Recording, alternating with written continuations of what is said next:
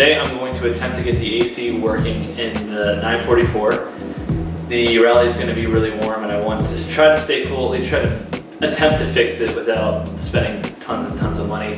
I bought a relay for the AC system, it was missing it, so I threw that in there. And the blower fan was spinning and making noise and blowing air, but it's been melting fuses. This is what I mean about melting fuses.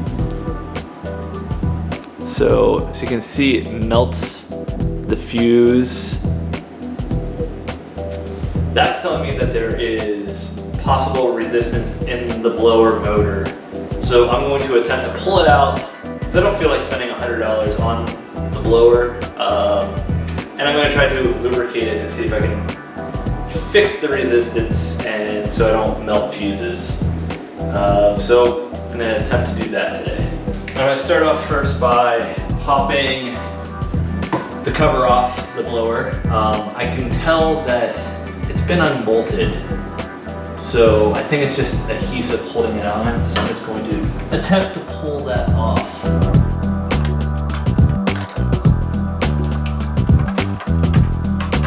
There we go. Then, let's see, there's a screw here.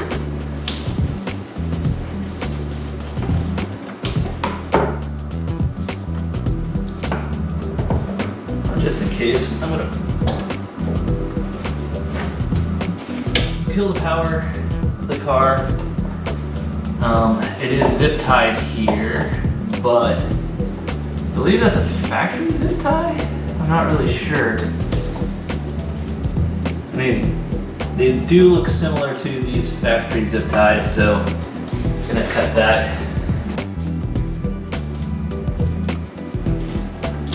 There we go, unplugged. And the screw is out, so this thing should just pop right out.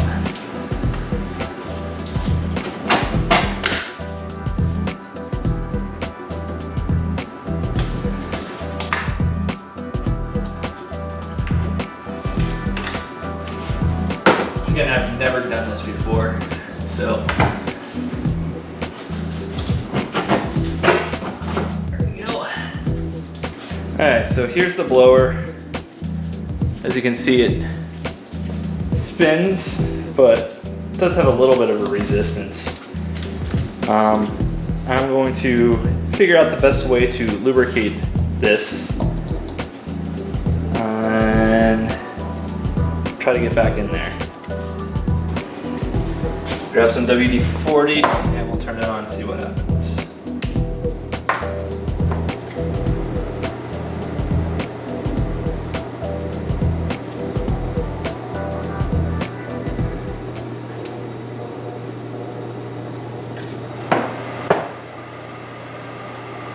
Well, that changed a lot.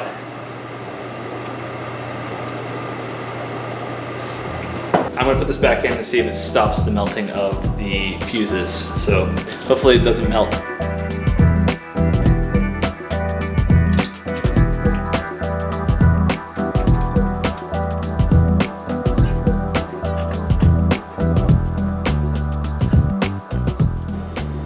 we go.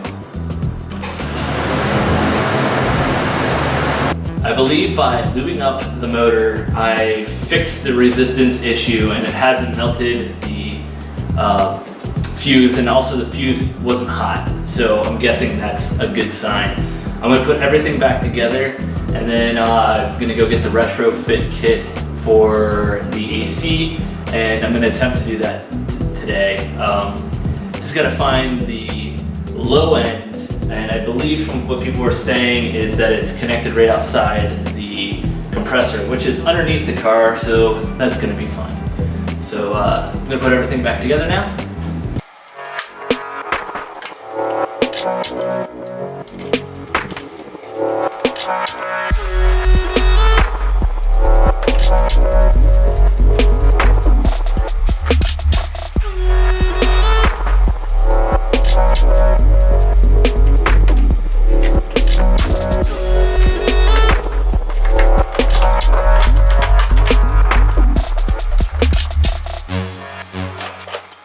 So the next part is doing the retrofit for the AC.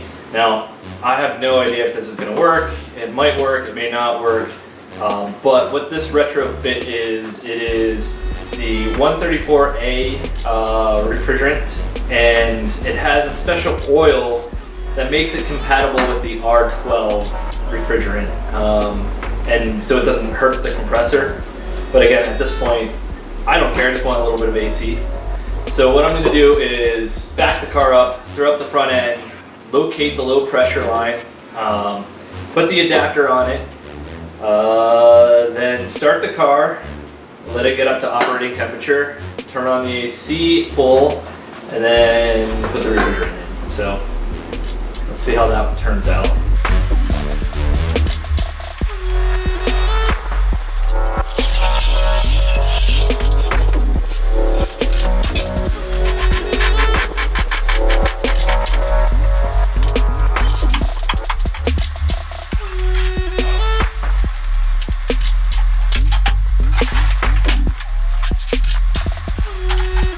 Here's the AC compressor here, and I'm really hoping that that's not the low. Is that really? Is that it?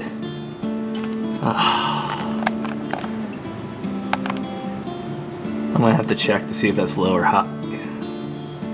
Crap. If that's the low end fitting, then we might have issues because there's no way we're going to be able to fit the adapter on. Alright, sorry for the fan noise, but this piece I had to go get. Hopefully this will work. I had to drive about an hour to go pick it up, but this should be the adapter, and it's a 90 degree, so I shouldn't have an issue once I install this. So let's see if it fits. Ran into another snag. Let's see if I can stop shaking. This here is supposed to go on this here, but this is in the way. So I'm going to attempt to grind this out to see if I can get this 90 degree valve here. I hope I can. I don't know if I'm going to be able to. Man, they really designed this like crap. They didn't really want anyone to service it, I guess. This car does not want me to have air conditioning. Like, I thought I fixed this issue, but when I was just running to make sure the compressor was moving, the blower fuse melted again. So that, and with the fact that even with grinding, I'm not going to be able to get that 90 degree on the low end of the AC. Driving an hour this afternoon just to get the 90 degree was pointless. So you win car. It's gonna be hot. The AC is gonna be a no-go, but I was thinking, I took this car here on a rally in Georgia during the heat wave, and I didn't really have a heat issue. And I know why. It's because of this thing right here. It's the vent window. So when you turn it, it makes a vent that pulls the air in and blows it into the cab. I decided to build one for this car using plexiglass. I think the big thing is that there's not enough air being pushed through. So I made a template, and the way that the template works is cut it out of cardboard, messed around with it to try to get the right feel, and I'm looking at something kind of like that. It's going to bring air in and push air into the cab. Next thing I need to do is draw it in Illustrator and then print it with the Glowforge on some plexiglass. I'm back with the plexiglass that I cut out. Next thing I'm going to do is I'm going to use the heat gun to kind of form what it's going to look like.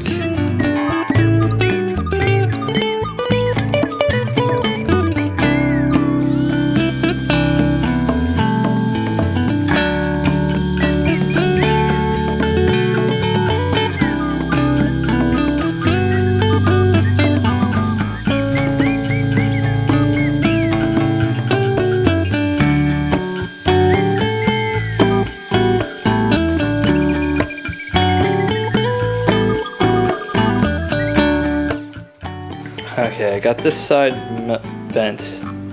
So fits in like here. This goes into the mirror like that. It gets pushed forward. And this goes up here.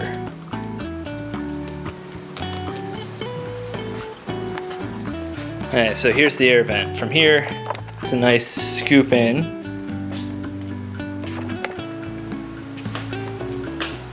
Vent in. This is here to reflect it a little bit towards our faces. It's connected in the mirror right here. And then I'm going to rubber band or somehow get this to pull here. So this thing won't go anywhere and it'll be super sturdy. The question is, how much will it impair me using the mirrors? So you can see, other than it's the mirror fine there. And you can see right through this one too. See the mirror right through that one. I think this might work. See a nice steady air flow right here. I might cover this part because that might take up some. So maybe I'll cover that piece up then too. I believe this is all the stuff I have to pack, minus actual clothing and stuff for auction for the Rally North America.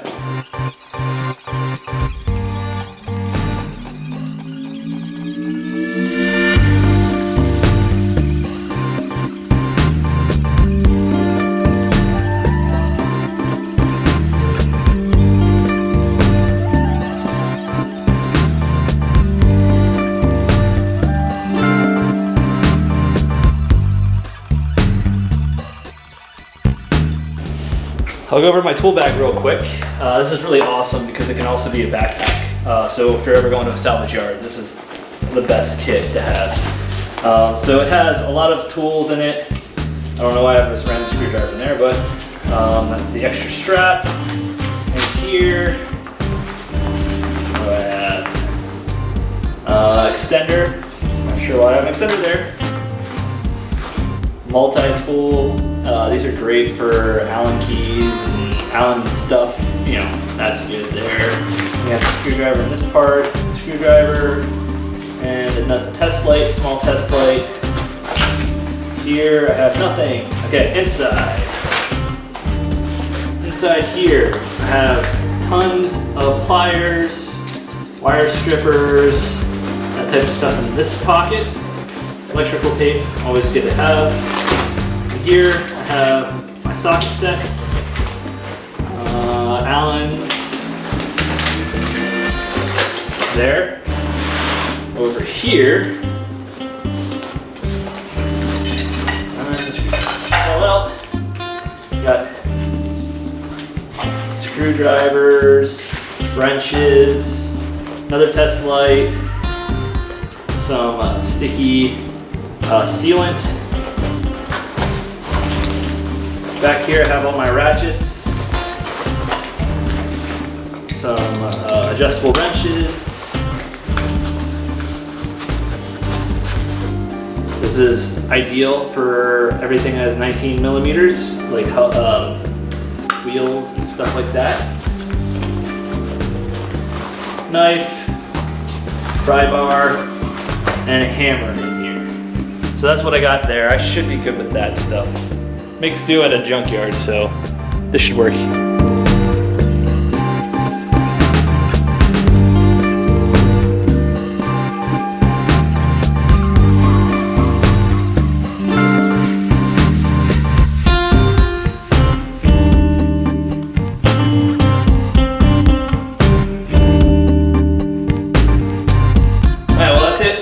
Up, ready to go. I still have to pack clothes. I guess that's the last thing I think about is actually packing for myself, not just for the car.